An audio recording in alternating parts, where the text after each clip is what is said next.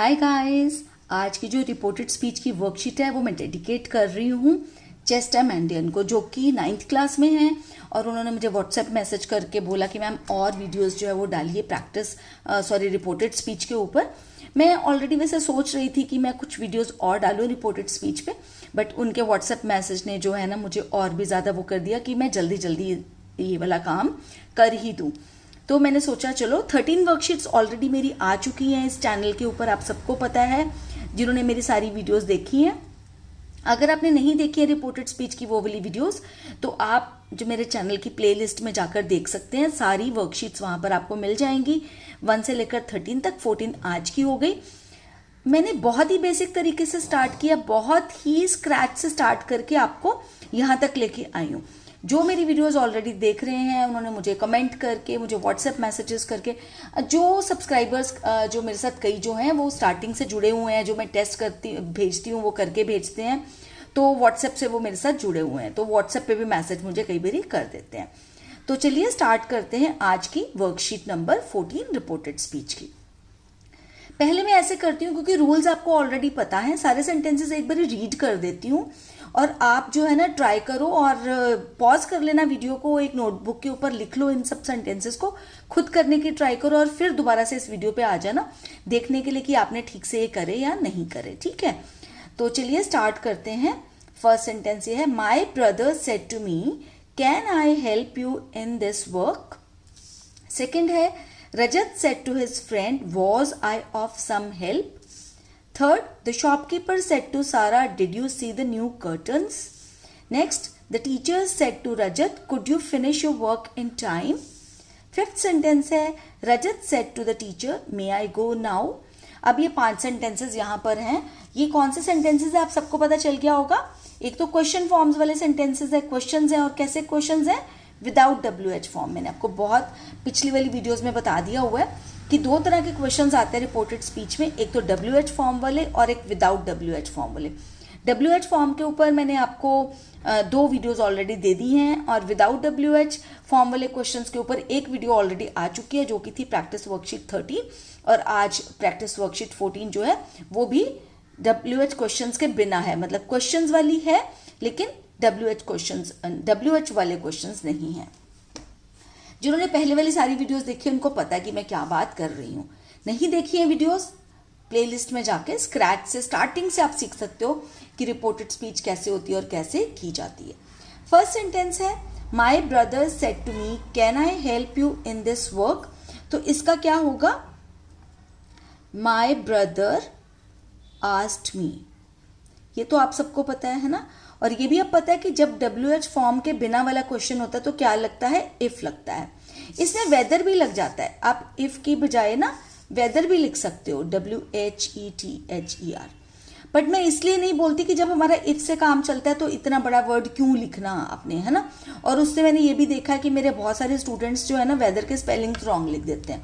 तो अगर वेदर के स्पेलिंग्स आपने पक्का है कि ठीक लिखनी है, WHETHER, तो आप वेदर बेशक लिख लीजिए, नहीं तो इफ इज ओके। अब ऐसा तो है नहीं कि इफ लिखने से कोई मार्क कटेगा, है ना, तो क्यों हम बड़ा वाला वर्ड लिखें जब इफ से हमारा काम चलता है। ठीक है, तो my brother asked me if, तो किसके लिए, आई किसके लिए है, my brother said to me, मेरे ब्रदर ने मुझसे बोला कैन आई, तो ये आई कौन है, मैं ब्रदर। ठीक है, और यहाँ पर माई ब्रदर की बजाय क्या हो जाएगा, आई की बजाय ही, क्योंकि माई ब्रदर के लिए यूज हुआ है। ठीक है, और उसके बाद कैन किस में चेंज होता है आप सबको पता है, कुड, है ना। और पहले वाली वीडियोस के अकॉर्डिंग अगर मैं बोलूं, मतलब रूल्स के अकॉर्डिंग जो मैंने आपको सिखाया है पहले, वो क्या है कि इससे कर देती हूँ ग्रीन पेन से, सो दैट थोड़ा सा वो रहे कि सब्जेक्ट इधर आ जाता है, मतलब नाउन या प्रोनाउन इधर चला जाएगा और हेल्पिंग वर्ब इधर चली जाएगी। ठीक है, तो क्या आ जाएगा, इफ ही कुड। हेल्प जो है वो हेल्प ही रहेगा क्योंकि कैन के साथ भी फर्स्ट फॉर्म ऑफ वर्ब लगती है, कुड के साथ भी हम फर्स्ट फॉर्म ऑफ वर्ब ही लगाते हैं, second form of verb use नहीं करते हैं। ठीक है, और यू, अब यू किसके लिए यूज हुआ है, मी के लिए ना। मेरे ब्रदर ने मुझे बोला can I help you, me के लिए यूज हुआ है ना, तो क्या आएगा, if he could help me in, अब दिस किस में चेंज होता है, दैट में, that work, if he could help me in that work. एक बार आप रूल समझ लीजिए फिर उसके बाद एक एक एक एक करके करते जाइए। आपका कभी भी जितना मर्जी बड़ा सेंटेंस होगा, जितना मर्जी डिफिकल्ट सेंटेंस होगा, आपका कभी भी गलत नहीं होगा। सेकेंड सेंटेंस है Rajat said to his friend was I of some help. ठीक है, तो इसमें वॉज और वर किसमें चेंज होता है आप सबको पता है। वॉज और वर चेंज होता है, वॉज और वर दोनों ही चेंज होते हैं हैड बीन में। पहले वाले रूल्स के अकॉर्डिंग आपको आइडिया होगा, भूल गए हो तो इसलिए मैंने बता दिया। ठीक है, तो चलिए हम करते हैं अब इसको। तो क्या हो जाएगा, रजत आस्क्ड हिज फ्रेंड इफ। देख लिया WH फॉर्म वाला क्वेश्चन ने इफ लगा दिया। उसके बाद हम इस पे आएंगे कि अब क्या करना है भैया, अब देखते हैं इसको कैसे करना है। ठीक है, was I of some help, अब क्या है, हेल्पिंग वर्ब इधर चली जाएगी और ये इधर आ जाएगा, है ना। सब्जेक्ट जो भी होता है, नाउन या प्रोनाउन, कुछ भी सब्जेक्ट होता है, नॉन लिविंग थिंग हो तब भी मतलब सब्जेक्ट इधर आएगा। ठीक है, अब यहां पर आई किसके लिए यूज हुआ है, Rajat said to his friend was I. Rajat ने कहा ना, तो रजत के लिए यूज हुआ है ना आई, रजत ने कहा। ठीक है, तो क्या होएगा, ही। अब वॉज वॉर किस में चेंज होता है, हैड बीन में। Had been, if he had been of some help. बाकी इसमें कुछ भी चेंज करने वाला नहीं है।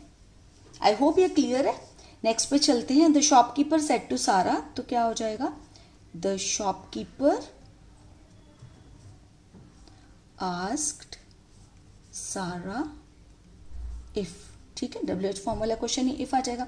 Did you see the new curtains. अब ये देखिए, पिछले वाले वर्कशीट में मैंने आपको बताया था कि डू के साथ करवाया था एक सेंटेंस। ठीक है, तो ये बताया था कि जब डू आ गया तो इसका मतलब ये कि यहां पर ये फर्स्ट फॉर्म ऑफ वर्ब है, डू या डज आ गया कुछ भी यहां पर। अब यहां पर डिड आ गया और यहां पे लगा हुआ है सी, तो फिर भी हमने क्या लेकर चलना है, ये कौन सी फॉर्म ऑफ वर्ब है, सेकेंड फॉर्म ऑफ वर्ब। ठीक है, जो डिड है ना ये बता रहे हैं सेकेंड फॉर्म ऑफ वर्ब है। यहां पर चाहे सी लगा हुआ है, फिर क्यों लगा हुआ है यहाँ पे सी, क्योंकि डिड के साथ ना हम फर्स्ट फॉर्म ऑफ वर्ब ही लगाते हैं। दो पास्ट टेंस एक साथ नहीं आते हैं, दो सेकंड फॉर्म ऑफ वर्ब इस तरह से नहीं आते हैं कि हेल्पिंग वर्ब में भी सेकंड फॉर्म ऑफ वर्ब आ जाए और मेन वर्ब में भी आ जाए, वो होता ही नहीं है। ये इंग्लिश है, इंग्लिश ना एक बहुत ट्रिकी लैंग्वेज है। तो ट्रिकी लैंग्वेज होने के साथ साथ ना बहुत इंटरेस्टिंग भी हो जाती है, बहुत मजेदार लैंग्वेज है। तो इसको आप एक बार सीख लेंगे तो कभी भी आप ग्रामर में कोई भी मिस्टेक नहीं करेंगे, ना ही लिखने में और ना ही बोलने में। हो गया, डिड क्या है, सेकंड फॉर्म ऑफ वर्ब है। सी इसलिए है, मतलब ये देखकर चलो कि ये सेकंड फॉर्म ऑफ वर्ब है। ठीक है, अब यू देख लीजिए कि किसके लिए यूज हुआ है, द शॉपकीपर सेड टू सारा डिड यू, तो सारा के लिए यूज हुआ है ना, तो क्या आ जाएगा, इफ शी। पहले तो ये आ जाएगा यहाँ पे। अब हमने देखना है कि ये सेकंड फॉर्म ऑफ वर्ब किस में चेंज होता है। सेकंड फॉर्म ऑफ वर्ब किस में चेंज होता है हमेशा, आप सबको पता है, had plus third form of verb में, तो हैड लग जाएगा। सी का थर्ड फॉर्म ऑफ वर्ब क्या होता है, सीन, सी सॉ सीन होता है। ठीक है ना, seen third form of verb है, उसके बाद कुछ भी चेंज करने वाला नहीं है, द न्यू कर्टन्स। हम रूल्स को लेके चलते हैं तो कोई भी प्रॉब्लम नहीं आती है करने में। आगे बढ़ते हैं। फिर भी कोई दिक्कत आएगी कमेंट सेक्शन में लिख देना, मुझे व्हाट्सएप कर देना।